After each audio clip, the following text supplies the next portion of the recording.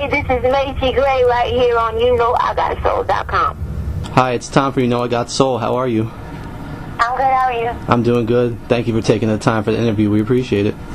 No problem. So just want to start talking about your new album. You know, your cover album of Stevie Wonder's Talking Book. It's coming out next month. You know, what kind of motivated you to do this kind of album?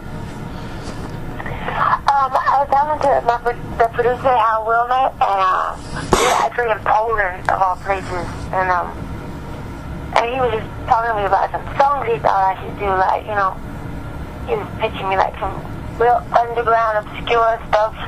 Yeah. And then he goes, you know, really what you should do is you should remake an album. He goes, I don't think anybody's ever remade an album, you know, like how people do movies, no one's ever done an album. So, I thought, oh wow, like, that's pretty, like, that's cool, you know, I've never heard of that either. And then, you know, then he started throwing me all these weird albums that I've never heard of, and so I just went through like some albums that I didn't know inside and out, and Talking Book was one of them, and I just know that record so well, and I just love it so much that we just ended up at that one. Like we talked about a couple other ones, but and then it just so happened that this is the 40th anniversary of it. That was sheer coincidence, but it was made in 1972. Right. You know, after we picked it.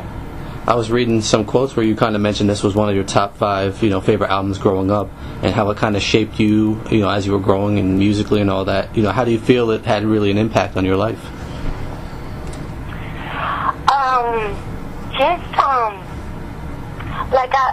I just remember, like, learning from him that you don't write a song about anything, you know?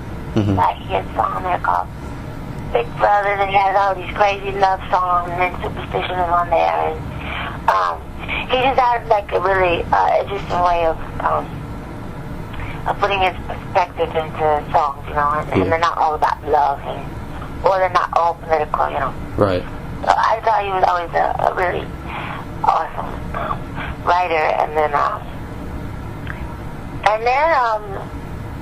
it's just such a beautiful album. You know, it has three classics on there, and what else? A bunch of stuff. I mean, and then you know, since we like went through it and kind of dissected it and learned all the songs, you know, I discovered. I mean, it's like there's no words for him. Like you can't say he's a great musician, you know. But he uses all these weird, like, these crazy chord changes, like these crazy, like, jazz, like master of doctor of music kind of stuff. But I just didn't know what a genius he was, so we actually went through the album, and they were like figuring out the chords and stuff. Yeah, cool. So it's cool to discover all that. Yeah. Were there any songs, you know, as you were going through that were either most fun to cover or most challenging for you? It was all really challenging because, you know, just because of what we were doing, and I was nervous about it, like, it not coming out right, or, you know, people would hate it because they already had the first one, or I just didn't know. So I just had to try to get to the point where I had to block all that out and make the record, but it was like just getting up the, you know, the sweat to do it finally. You know, just finally finishing it. That was the biggest thing. Cool. I don't know if you've had a chance to have any interaction with Stevie about the album, or, you know, if you did, what was his reaction? And if you haven't, what do you think? How do you think he would react to it? I don't know. I hope he'll be proud of it. I haven't heard from him yet, but I don't know. I don't even know if he listened to it or what. Yeah. It's weird, but I'm gonna track him down. Yeah. Like before I leave out of town and find out. Cool. Yeah. So, you know, like I mentioned, you know, you were quoted as saying this is one of your top 5 albums, you know, growing up. I was just curious, what were the other handful of albums that were really influential on you growing up? There was Purple Rain, that was huge, and The Score by Fuji, and Led Zeppelin 2. Okay. And what was the other one? Led Zeppelin 2, The Score. What else did I say? Oh, Talking Book. Talking Book, Purple Rain, and what is my fifth one? Oh, it was Tupac's first album. Oh, okay. That's a very, very diverse list there. That's cool. Yeah, I listen to a lot of music. Nice. So, other than the album, I know I've been reading you've been touring worldwide. How's that been going? Oh, yeah, the shows go awesome. That's one thing in my life that I actually do pretty well. So that always goes really, really good for us. Cool. And, we're going back out in the winter in November, and I imagine we'll be doing the States again like early next year, like February maybe.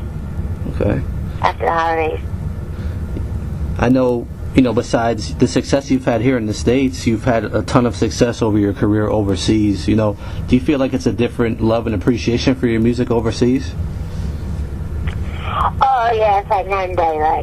Like we just did Australia, and we're like selling out like 4,000-seater venues, and we're going to go to Europe and Japan. And over here, I don't know why it's got so weird. I don't really, because people ask me what do I think it's reason, but I really don't. I know there's more of an openness because, like, we have America, like, it's just us in the States, right? But if you go to Europe, Europe consists of Spanish-speaking people, French-speaking, you have all these different cultures. And like you can be in Spain and you jump on the train and you're in France in an hour. You know what I mean? Like a whole other country. So I think they're just more open to different kind of music because their cultures are all so close together. I think like that's my lame theory, but I really don't know what it is. Interesting. In addition, you've got a role in the upcoming movie, The Paperboy. Talk about that a little bit. That was awesome. Lee offered me the part,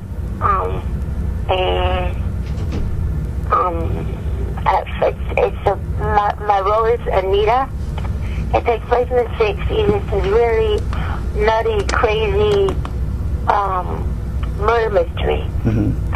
Where Matthew McConaughey's character is investigating an old murder in a small town, and so it was cool. It was really awesome being on set with all the legendary actors. It's Nicole Kidman's in it, and Matt and Zac Efron, David. I always miss his name. Oyeru and Scott Green and John Cusack. So it was crazy. It was. I don't want to say surreal because it wasn't surreal, but it was just like it was exciting. Like I felt like I was at Disneyland or something. Yeah.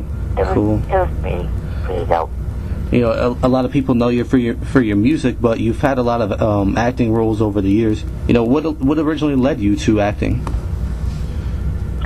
Antoine Fuqua. I was interested in acting, my first record came out, and it's just so funny. People assume, they want you to be in their movie, and a couple people had talked to me, but Antoine, came to the studio, hunted me down, came to the studio, took me to Mr. Childs, and he just kept telling me about the script, and I thought it was crazy because I had never been in a movie before, and all of a sudden he wanted me to do a movie with Ethan Hawke and Denzel Washington, and I was like, this dude's out of his mind, but it was I couldn't resist the experience, so right. I just went forward. I got myself a coach, and I worked really hard on it, and I studied, and I got some advice from some of the actors in the movie, and I just did the best I can do, and then after that, I started getting other offers, so it really just fell from the sky, because I would have never gone out to be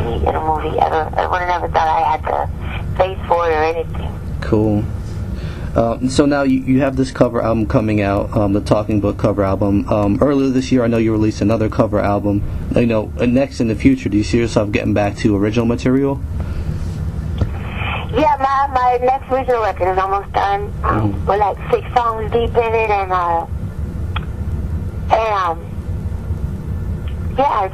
hopefully that'll be out early next year. Cool. And just to kind of wrap up, I want to ask you about a couple collaborations you had, that I've loved through the years. The first one was All I Said, which was with Guru from his Jazzmatazz album. Neptunes produced it. What do you remember about that? Oh, that was actually just a real honor for me out of all of them that he would ask me to be on his record, because I've always, he was like royalty, like untouchable or something, and so that was huge. And then Pharrell he wasn't Pharrell yet. Mm-hmm. He was kind of new. He was this kid, and he was like, I think he was like 19, and I just remember how he was dressed. Like that was the first time I had seen all those chains that you wear in your pocket and stuff, and like the way he wore his hat, and I just thought he was like a really interesting guy, and he was like really excited about being in the studio, like, oh wow, hyped, like, yeah. And I just remember watching him, but he hadn't really exploded yet, Mm-hmm. and so it was pretty dope to be in the room with the two of them. That's cool. And just one more, and that's the collaboration you have with Anthony Hamilton, Love and War. What do you remember about creating that one?